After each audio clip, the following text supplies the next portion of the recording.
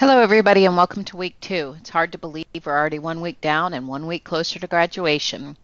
This week will be a busy week for us. Our course outcomes this week is to develop and outline a scientific, systematic decision-making process to integrate clinical thinking with clinical judgment to assure safe and effective outcomes. This week we will have our lessons will consist of characteristics of nursing practice. Make sure you click on the item description and there will go into each one of the characteristics in a little more detail. You will have a threaded discussion based on these characteristics, so you will make sure that you want to include, read over this carefully as well as read the information in your ANA book about this characteristics of nursing practice. And then evidence, here you will find the second part of your Second Life video where you are looking at developing and defining an evidence-based question. This will be step 2 that we will look at, and this will be what we're doing this week. If you haven't looked at the Second Life video in week 1, you want to make sure you do this because this will actually bring you through the whole process kind of from start to finish as well. And so it's very helpful to watch it unfold in the this vignette as well as in your own personal paper. So then we can go on to look at, we'll look at your threaded discussions next. So this week your threaded discussions are, let's see, get on the right week here. This is the second one that is the characteristics of nursing practice that I spoke about earlier. And then I want to go to the forming of the PICO question. So this one is going to be really important as this is going to be the basis for your capstone project. You'll want to make sure that you start this and put a lot of thought into this. It needs to be a topic that is nursing based. It needs to be a topic that you're interested in. Look at something in your practice and think about if there's another way to do it better. So for instance, if you have high readmission rates, this might be something you want to look into. What if your infection rates are higher than the national average?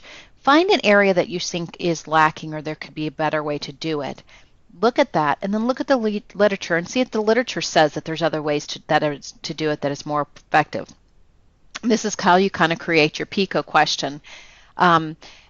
In here, I want you to write each element. I want you to have the PICO in there.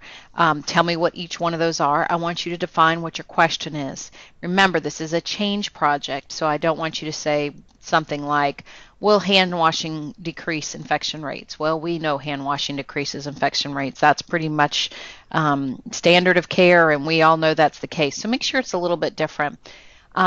It's important that you check back because I will respond to each one of your PICO questions here to make sure that you're on the right page. So before you start to work on your first milestone, come back and get your feedback. I will do these quickly and I will be on top of them every day so that to make sure you get timely feedback.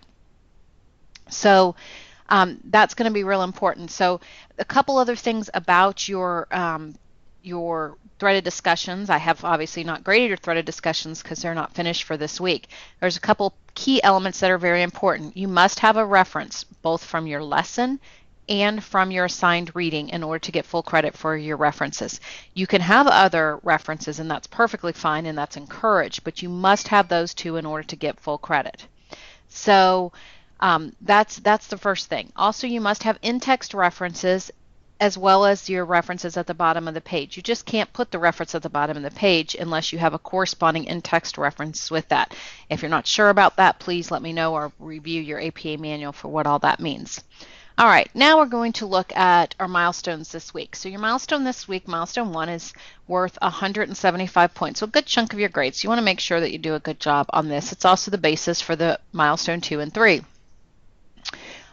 If you pull up your PICO and evidence appraisal worksheet that you'll find in Doc Sharing for week 2, need to complete this information here. And then here are some good directions about each step and what you need to do. So I want you to make sure that you read those and fill those, or so that you know exactly how to fill out your form. So here you just give me a little narrative, a paragraph about what is the problem, why it's a problem.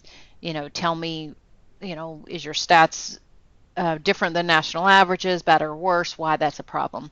Here, these are pretty self-explanatory.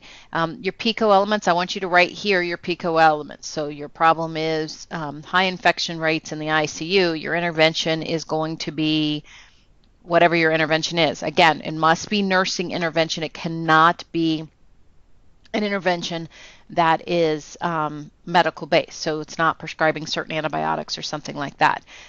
Your comparison is what your current practice is. And this is what you're comparing it to.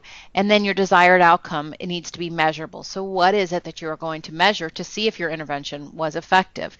Is it, in this case, would it be, for instance, infection rates, or are you going to look at patient satisfaction, or are you going to look at readmission rates? What is it that you are going to measure to determine if your intervention is effective?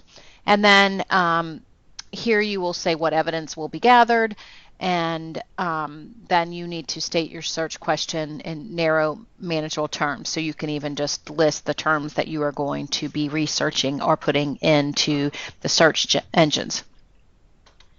Now, as we move to the evidence appraisal worksheet, again, here's the information about the steps that you need to take. You need at least 4. You can add more if you'd like. Put your PICO question here so I know what it is you're researching. You have to have at least 4 references. Of those, 3 must be peer-reviewed literature. So make sure that you have 3 that are peer-reviewed. The other one must be a reliable source. It can't be a .com. It has to be stuff like standards or protocol. Something that is very that is still considered a scholarly article.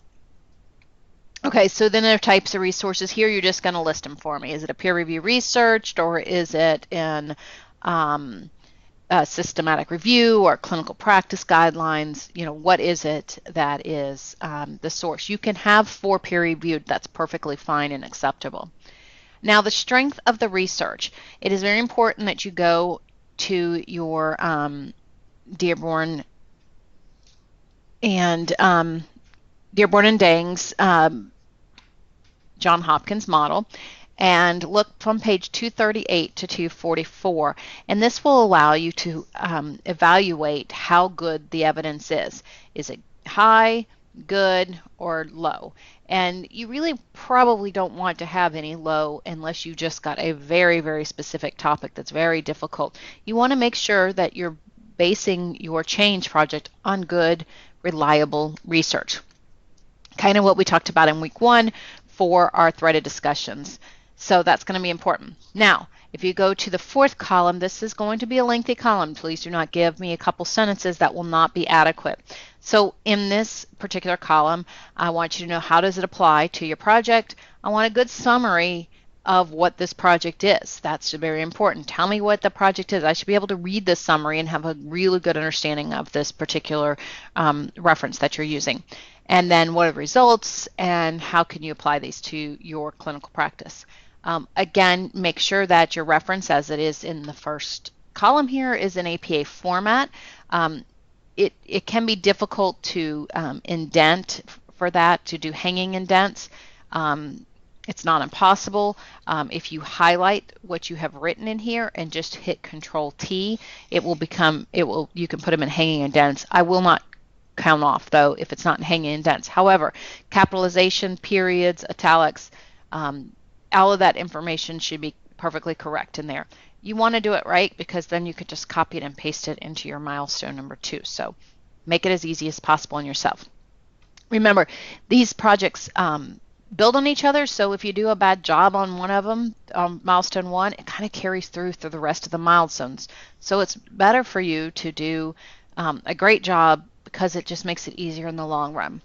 So these are the guidelines for your paper. Again, if you need to read this as well as the worksheets, this will be helpful. Gives you the directions, much like that in the worksheet. Lets you know where you should spend the majority of your time, because this is where your points are allocated. It also gives you your grading rubrics. Please make sure you review your grading rubrics. I always tell students, just review this column right here, because this is where you want to be. So you want to look at what is expected for an A, and the highest number of points. These are the elements that need to be in there. So after you've done your read them before, do your worksheet, and then go back and read them and say, man, did I include all of these elements? I grade based on the grading rubrics and the grading rubrics alone. So if you're on target in the grading on the grading rubrics, you will do just great on your final grade. Again, this is for the evidence appraisal. This is out of 100 points, and again, you can see the description of the research is worth half of it, so that's where half of the information should be. Again, this cannot be 2 or 3 sentences and cover all the information that you need. So again, here is the grading rubrics and what you want to concentrate most on. You want to make sure that all of these elements are in there. So those are the assignments this week. So it'll be a busy week. In review, you have 2 threaded discussions that will be due. Make sure your first post is by Wednesday at midnight, and then you respond to a peer before Sunday at midnight. And then you will have milestone number 1 that is due by Sunday at midnight. Again, you will need to make sure that you have clearance from me before you proceed. I would hate for you to start doing research when you are headed in the wrong direction. So please make sure that you come back once you post your initial threaded discussion with your PICO elements and make sure that I've responded to you and given you feedback and told you great, or maybe change this, or we need to maybe have a meeting. If you're stuck, let's make a meeting and call. That's why I'm here. I'm here to help you to make sure that everything is great. So if that is the case, that you're just kind of like, I have no idea where to start, give me a call and we'll work it through and we'll come up with a great project for you guys. All right, have a wonderful week. I hope that everybody is right on target and working hard, and I look forward to this great week together. Take care, and I will see you in the threads.